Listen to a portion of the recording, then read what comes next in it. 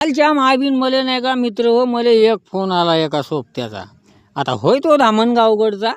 तर दादा म्हणे मले एक पोरगी पाय म्हणे. मी म्हणे मार्केटमध्ये राहत असतो म्हणे, आपलं दलाली फलालीच्या हाताखाली राहते म्हणे. 10-15 हजार रुपये मले पगार बी भेटते म्हणे. एखादी पोरगी काय म्हणे.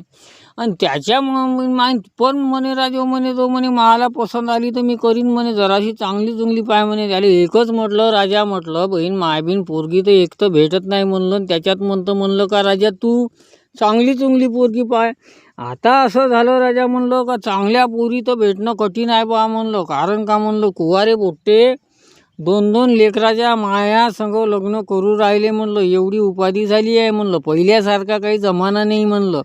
काय करतं का म्हटलं. नाही म्हणे 5 एकर शेती आहे म्हणे, जरासं व्यापाऱ्याच्या हाताखाली जरासं लिखापडीचं काम करत असतो म्हणे. हो का म्हटलं.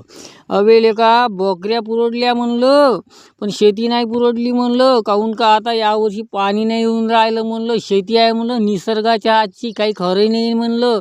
आणि पयाट्यावर तर यंदा नुसता मावानं तुडतुडेच आहे रे म्हणलं. किती पवारे झाले, मायाच तर रोग वावरातला दुरस्त नाही होऊन राहा म्हणलं. शेतीचं काही खरं नाही आहे म्हणलं.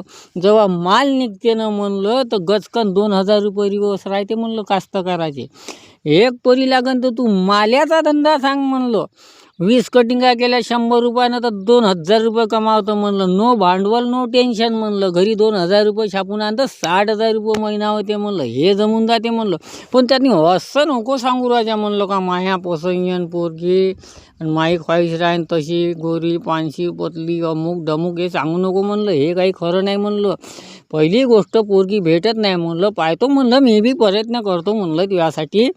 पण राजा म्हणलं आजकाल म्हणलं कोण्या समाजातनी इकडं तिकडं जमून राहिल्या म्हणलं, तर तुझ्या समाजातनी तर माझ्या समाजात तू काही होई नाही म्हणलं. तेवढी काही आपली होय की तुझ्या समाजात थोडी राहणार आहे म्हणलं. कोणत्या समाजची चालते ना भाऊ म्हणलं. असं म्हणलं पाहिन बा म्हणलं. असा पोरगा गिरगा चांगला आहे, तो ओळखीचाच आहे आणि निर्व्यसनी पोरगा आहे. आणि व्यसन जर असलं ना भाऊ कुवारेपणी माणसाले, तर त्याचं तर लग्न होतच नाही.